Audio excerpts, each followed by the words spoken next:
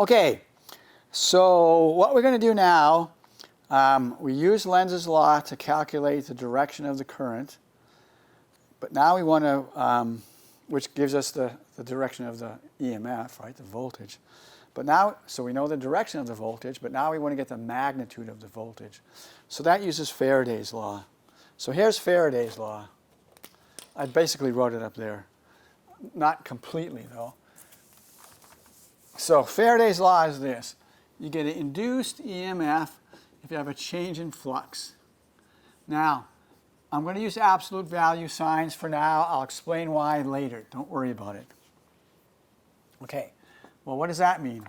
It means, flux is B dot A, right? Yeah, so that's that. And so this is a dot product. So you remember how to take a derivative of, the product rule? The derivative of the first times second plus first time derivative of second. So we're just going to do that here. So we have B dot dA dt plus whatever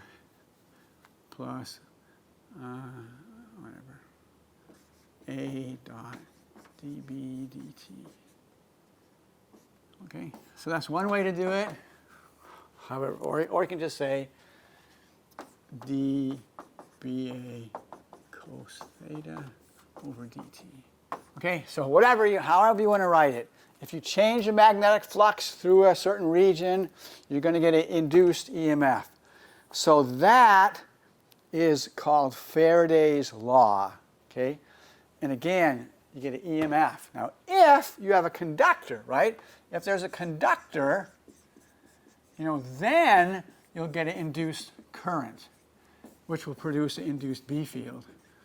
But I mean, like let's say this is made out of wood. Instead of having wires, let's say this is a piece of wood, and I change the magnetic flux through the wood. I'm still going to get a voltage. That's Faraday's law.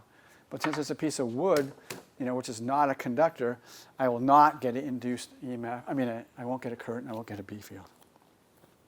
All right. And then, don't forget, E induced equals I induced times R. Good old Ohm's law. So, you can use any one of those to get whatever you want. Okay? So this is still true. Hallelujah. So let's use Faraday's law to calculate the EMF of that motional EMF. So let's do that.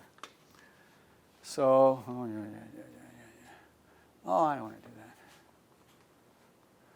that. Okay, so we're going to actually, we explained it, but we didn't use any law of physics. Well, we did, but I just want to use Faraday's law. Let's use Faraday's law to explain this. Okay, so induced EMF equals d flux dt, which is d BA cos theta over dt. Okay, that's the equal sign.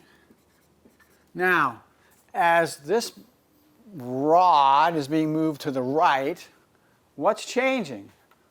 Well, the B field's not changing, it's constant. The angle's not changing, so the only thing that's changing is the A. So if I want to, I can say B cosine theta dA dt. All right? Now, let's just use magnitude, so I don't care about all these absolute value signs, okay? Just magnitude. Okay, so that's cool. Now, what's theta? So here's the area. So the A is, this way or this way. So the B field is that way. So the angle between them is 0, cosine of 0 is 1. So I can just get rid of that cosine theta. We'll just have a B. Okay. Now, what is the area? The area is x times L. So I have B ddt of XL. But wait a second. L is constant, right? L is constant, so I can pull that out. So I'll have B BL dx dt. And what is dx dt? What's dx dt? That's just velocity. So I'll just have BLV, which is exactly what we had before when we talked about when the magnetic force is equal to the electric force. We have the same answer. So there you go. Okay? Now, let's see if we can figure out the direction of current using Lenz's law. Okay, so the B field is this direction. This is moving. So the flux this way is increasing. So we want to oppose that. So we want the induced B field to go this way. Well, just use this piece of wire. Use your right-hand rule. If the current is going this way, we grab it with our right hand, current that way, B field this way. So all I'm saying is that Lenz's law agrees with what we did earlier, counterclockwise. All right, let's talk about something a little bit different. I mean, it's related, but a little bit different. So we want to talk about eddy currents. And we're not going to talk about rivers, but if you've ever gone kayaking or canoeing or something like that, if there's a certain rock formation here, you'll be canoeing down the river, and let's say you get caught in this eddy current. It's not a good situation because you get stuck. And usually a canoe is kind of a weird orientation, and it's just not a good situation. So that's called the eddy current, when the current just goes around and around and around and around and around. Okay, what does that got to do with electromagnetism? You'll see. Okay, so here we have a magnetic field, right? The magnetic field points away from the north towards the south. Here's a metal sheet, non-magnetic. We're going to pull the sheet to the right. So let's just say we're only concerned with this piece of the metal sheet. Well, is the flux changing through this piece of metal sheet? Well, yeah, because as the sheet moves along, and we're just looking at this particular piece of the sheet, the magnetic flux is getting smaller and smaller. So the magnetic flux is decreasing. Well, Mr. Faraday says if you have a changing magnetic flux, you get an induced EMF. So we're going to get an induced EMF around this region. And then it's a metal, so piece of metal, so we're going to get an induced current. Then a current produces an induced B field. So there you go. So this is this is the shape. So these are called eddy currents. So these are produced when you pull the metal sheet to the right, when it's being pulled through a magnetic field. All right. Now let's see about the direction of the current.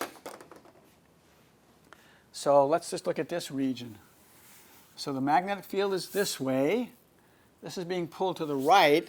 So the flux here is getting smaller and smaller and smaller. That means Mr. Lenz says we want to fight to change. So we want the induced B field to be this way, right? This way. So what's going to have to be the direction of the current here? Well, just use your right-hand rule again, And you can see, you can see that the direction of the current is going to be like this, right? Grab this piece of wire, Okay, so there you go. Now also, you weren't supposed to see that. And you can do this too. Make sure you understand this. Here, as the sheet gets pulled to the right, the flux is increasing, right? It's increasing, so we want the B field to go opposite. So make sure you understand the direction of the currents. Now, let's think about force. Here we have a current in a magnetic field. So it's going to be a magnetic force, right? IL cross B. So just take this one. So the current's going this way. The B field is down, so just use your right-hand rule. And the force is going to be to the left. And again, that makes sense because, if we started pulling and the magnetic force was also to the right, we'd have one of these perpetual motion machines which would violate energy conservation. So there you go. This is actually important in the real world. They use this for magnetic braking systems. You think of a car, you have the brake pads eventually wear out, right? Because there's friction, there's friction. Is there any friction here? Not at all. So we don't have to worry about brake pads wearing out. So there's a little section in the book that talks about magnetic braking. You should read it. It's pretty interesting. So here's a demo. It shows how this works.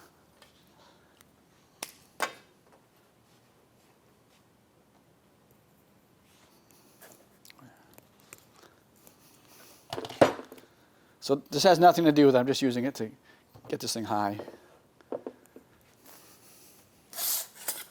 Okay, so these are paddles. They're not magnetic, right? Non-magnetic. Okay, so get that out of the way so I don't kill myself. But this is a magnet here.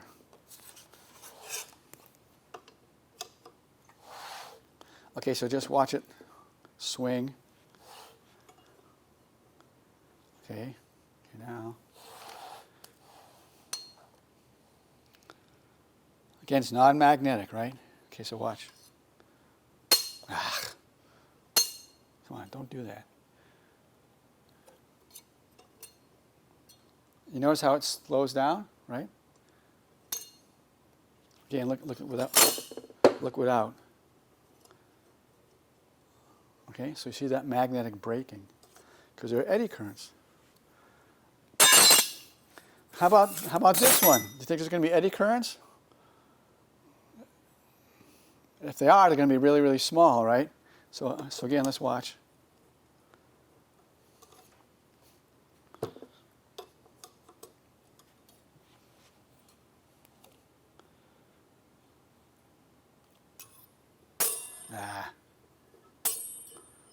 See, not a whole lot of braking, right? Not a whole lot of braking. Okay, eddy currents.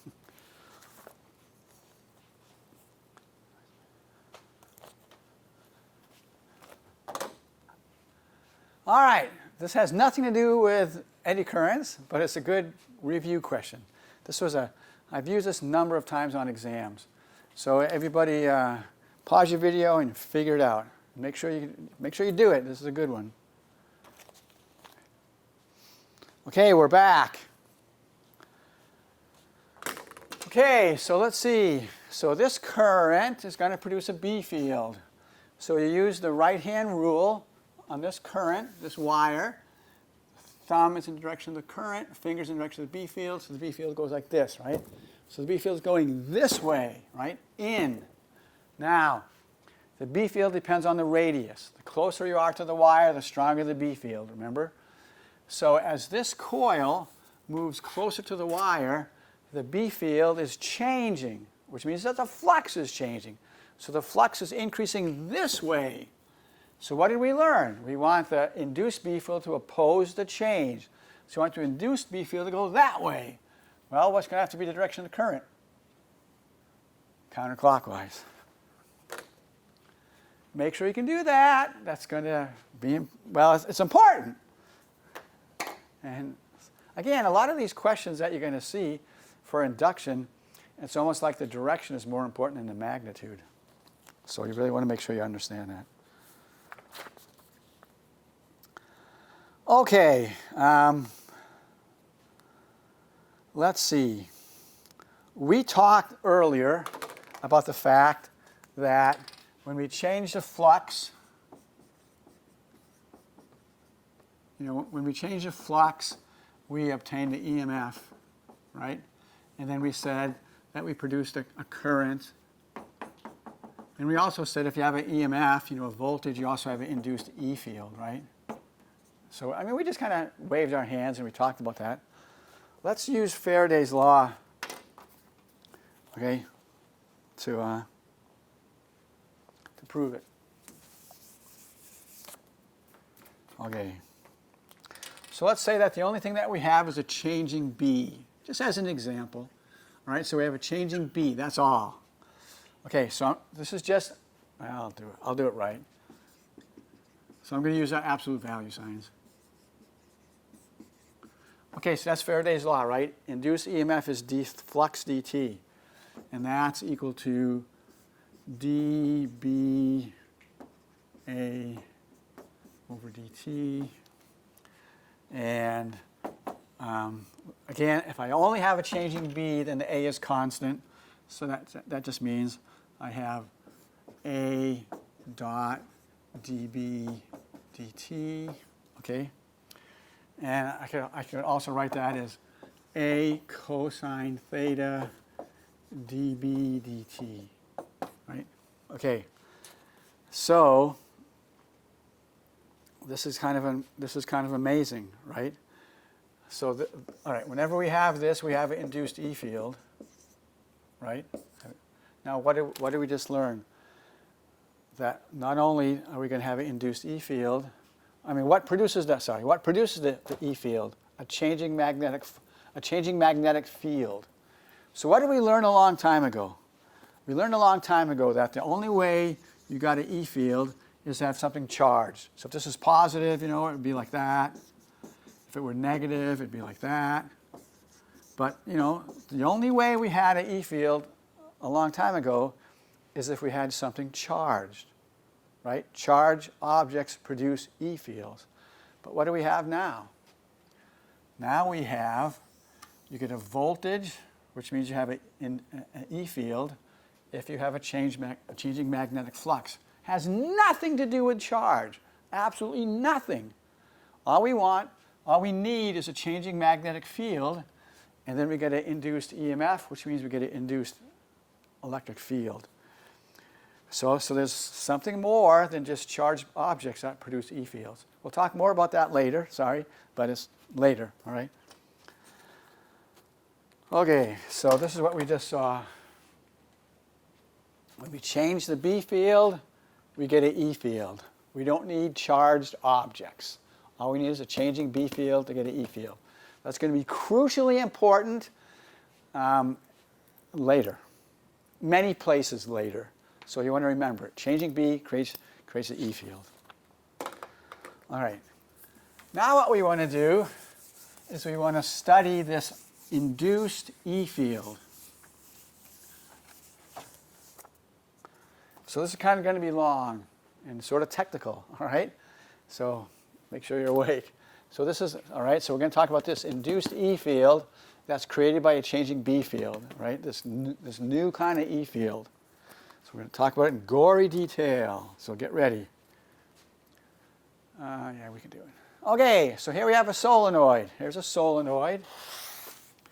And then this yellow wire loop is around the solenoid. No touching, right? But it's around the solenoid. Okay, great. And, you know, we get a magnetic field, you know, through the solenoid, or the solenoid produces a magnetic field because we have a current, right? We studied that in gory detail.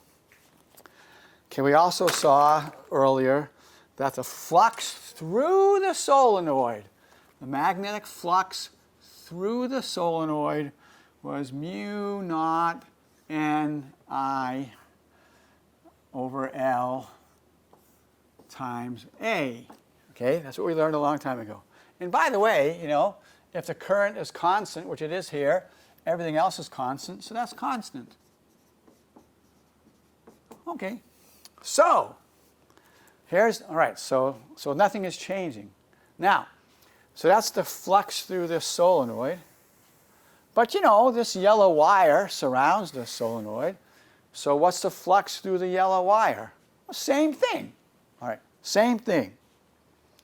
Okay, is there going to be any kind of induced EMF or current around this yellow wire? No, because the flux is constant. There's nothing changing. So just really kind of boring, right? Nothing's going on. All right. Now let's say that the current is changing. Okay. So that means that the flux through the solenoid is changing. That means the flux through the yellow wire is changing. So let's just concentrate on the yellow wire. Okay. All right, so let's do this first. So the induced EMF equals d flux dt. Okay, the only thing that's changing is the current, right? So I'm just going to say mu naught Na over L times di dt. Okay, agree? So that's what it is. Constant, constant, constant, constant. So we just have a di dt. Okay, great. Now, the flux is changing through the solenoid as well as the wire. So there's going to be a current, right? There's going to be, there's going to be an EMF around this wire. There you go. All right, there's going to be an induced EMF around the wire. Now, since the wire is a conductor, what else is there going to be? An induced current. All right, now wait a second. An induced current, there's positive charge carriers, right? Conventional current. So there has to be a force making those positive charge carriers go around a circle. Now look, remember, outside the solenoid, the B field is 0. So what's the only way we can get a force to push those positive charge carriers around the wire? Well, there has to be guess what? It has to be an electric field, right? Because F equals QE. Now this electric field is different. It has to act tangent to the circle, okay? Tangent to the circle. So look, remember this? So we did this, I don't know, a long time ago. We were talking about electric field lines. And I said this: electric field lines begin or end on charges. Like this, right? It begins, or if it were negative, it would end. But then I said, we'll revisit this later. Well, this is later, okay? Do these electric field lines begin or end on charges? Absolutely not. So this is a different kind of E field, Now, there's more to it.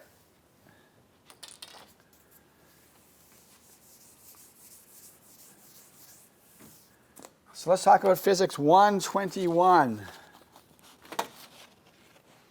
So again, this is weird, right? All these E field lines point tangent to the circle to push the conventional current around the circle.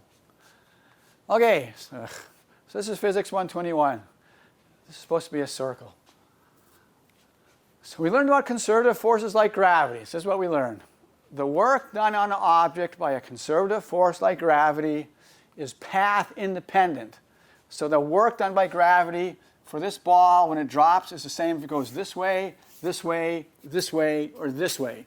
Because the work done by gravity, we learned in 121, only depends on the height, the delta y.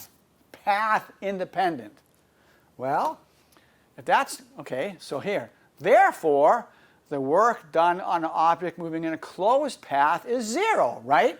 If it's path independent, and it goes from here to here, there's delta y is 0, so the work is 0. So that's what that means. Okay? If it goes in a circle, the total work is 0. We also learned for conservative forces like gravity, there's always a potential energy associated with it. We talked about some non-conservative forces like friction. That's very much path dependent, right? The work to go from here to here is certainly different than the work to go all right? And we don't have any potential energy with friction, right? Well, here, look at this. Aren't we going in a closed path? Yeah. So what's the work? Well, wait a minute. Is the work 0? No, the work's not 0. Come on. We're pushing these positive charge carriers along the path, right? So we are going along a closed path, but the work is not equal to 0. Okay? Here. So the work done by the electrical forces is Fe, right? Dotted with ds. Agree? And Fe is QE, so we have Q integral E dot ds. Well, gee whiz. E and ds are parallel. E and ds are parallel. E and ds is always parallel, right? So this is not equal to 0, right? It's not equal to 0. So what does that say? It says that this electric field, the force associated with this electric field is not a conservative force, okay? It's not a conservative force. So therefore, there's no potential energy associated with it. So we have two kinds of E fields. We have what we're going to call now the Coulomb E field. That's what we had a long time ago. That's the ones where the E field lines begin or end on charges. They're created by charges. There's a potential energy associated with them, all that good stuff. Now we have a non-Coulomb electric field. So they're not created by charges. They're created by changing magnetic fields. There's no potential energy associated with it. So this is very different, right? This is really, really different. But there you go. Two kinds of electric field. Later on, we're going to see there's two kinds of electric current. One that has the motion of charged particles, one that doesn't. But that's later, so we don't worry about it right now. So let's restate Faraday's law. Okay, so work equals integral F dot ds. So that's Q integral E dot ds. All right. Okay, that's no kidding. Then we also learned that the EMF is the work over the charge. And we also learned a while ago that's the same thing as, well, here. Okay, so that's EMF is work over Q. So we just use this, right? So the work is Q times that. So the Q's divide out. And we get integral E dot ds. Sorry. Okay? But wait a second. We also know that Faraday's law, E equals d flux dt. So we can just say that equals that. So we can just say that integral E dot ds equals d flux dt.